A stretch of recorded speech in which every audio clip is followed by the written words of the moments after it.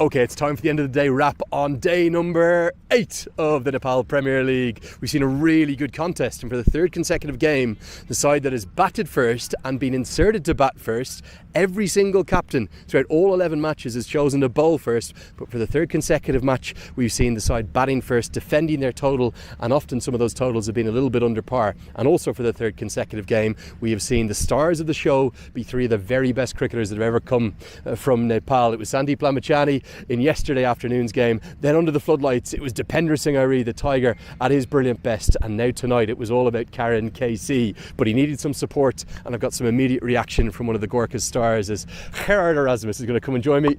Gerard, how are you, my old friend? Good to see you. Enjoying Nepal? Very much so. It's nice and cool here. So really enjoying the cricket. Stadium looked wonderful. I've had so many fond memories at the TU, but this has been up to level one more, and I'm sure it's going to go from strength to strength. And as I hear, there's going to be more stands, more lights, all of it, and go even bigger. Yeah, even better cricket. So yeah, it's been brilliant. The wickets have been good. A step up from last year as well, I believe. So I think all in all, it's going to be a strong tournament going forward. Yeah, it's a ground that this man knows really well. 2022 tour, 2023, 2024. You've had great success here. You've had some tough games too, but the one thing that's always consistent, the fans. Let me ask you about those guys before I ask you about today. That's what makes cricket here in Nepal, really. Yeah, most definitely. And in general, in cricket, that's who you play for. You want to entertain people and I guess inspire the younger ones and leave people with memories, and this is what this tournament does. I think for the internationals to come out here, they each and every new international always they're so surprised by the level of excitement and passion there is for the cricket, and generally how well people know cricket, and that's really special. And if you've travelled around the world and you come to a place like this, it really reinvigorates your energy for cricket again. It is a special place. That's why we love it so much. A great global ambassador for the game here. Okay, tonight's game, did you feel as though you had enough before that Karan KC blitz, or was it the skipper that just changed the match? Yeah, I guess it's tough to know what is enough on this ground, since it is quite small, and there are, I almost want to say sixes at play, as we saw Karan hit that back end of our innings. But the guys have come and stuck a little bit in the middle period where spinners are heavily operating. So I think if you can have a good power play, it's quite difficult to chase the 130s, 140s on this ground. We were actually going to bat first, I think, today. So yeah, all in all, it's exciting to see the dynamics of the tournament also changing as the tournament goes on, and that'll test the teams and their balances. KC, 31 off the over, breaking Jimmy Neesham's record of 26 from last season. What is it that makes him so special? Well, he keeps it really simple. I think that's what's been what I've been trying to get into our boys this last 2-3 days, is that cricket is generally actually pretty simple. You just got to find your best shots and your best balls, and you got to bowl them, you got to bat with them, and that's what he does. He stands really strong, and he can really hit the ball hard, and I'm so glad that he came off last year for us in one game as well, and this was sort of reminiscent of that. I know the kind of guy you are. You always talk about the team, the way you lead Namibia. It always leaves me awestruck. You're such a great leader, and it's the same here for the Gorkhas. But I need to ask you about your own bowling. It's really come on and on. That setup to row at Powdle, I saw the celebration for the LBW. One of the kind of favourite moments you've ever had when bowling? Brilliant. Yeah, I felt like I've been struggling a little bit with the ball. Just that bit of inconsistency, I guess. Not bowling, too many overs over the last 2 months. Struggled a little bit in the first 2 games, and there's also that iffy ball that crept in tonight. So I really enjoyed getting one of the better players in the tournament out, and I felt like I expressed my skills a little bit better in that over. So I guess that's where the passion came from a little bit.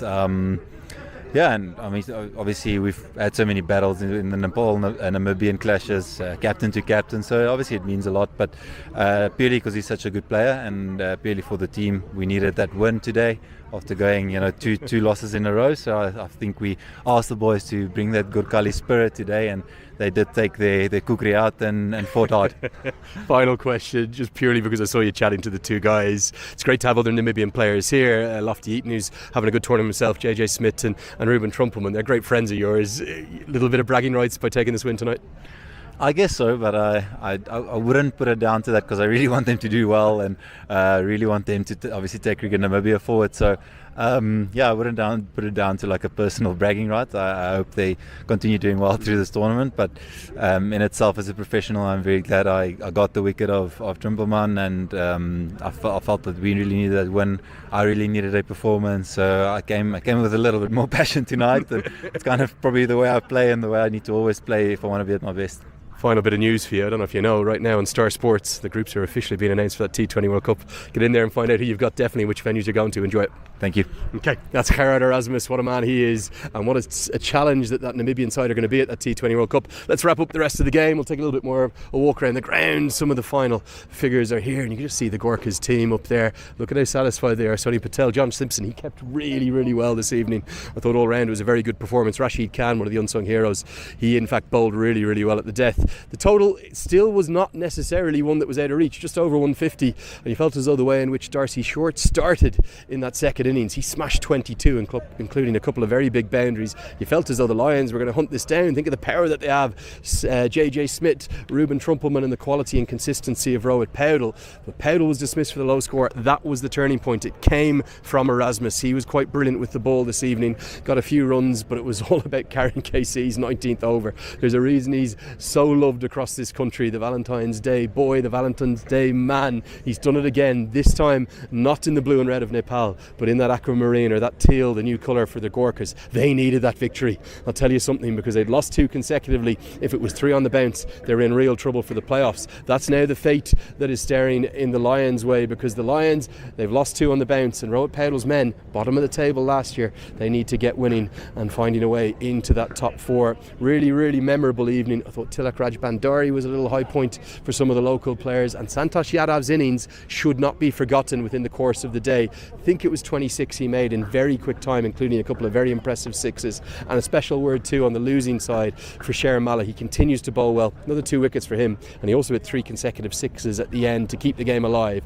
But 150 odd was always going to be too many by the time those early wickets had fallen. Final question I wish I'd asked Gerard Erasmus, but I've forgotten. That catch he took of Gulbadeen Naib was a critical moment. 11 he got to off just 5 balls, looked for another big one, and it was right into these floodlight pylons. If you can see the glare, because of the brightness of them, that 3400 lux that I've talked about a few times, he actually lost it momentarily, readjusted. I thought it was a really good replay, the way in which he just, through sheer will, managed to find the ball at the last second and hold on with a diving catch. Also saw an incredible catch from Shermala. So that's going to wrap it up for day number 8. We've got more action tomorrow. Just the one game, the Kings. Can they stay unbeaten, or will it be the Chitwan Rhinos and Kushal Malla who will inflict the first defeat on them? It should be a cracker. Join us live from 3:45 p.m. local time, and the first ball will get going at 4 o'clock. And I did give you a bit of misinformation the other day. Tickets are available on that Calty app, where you can come and buy them in cash. So come along, experience this Nepal Premier League in person. We'd love to see you, and we'll see you again tomorrow.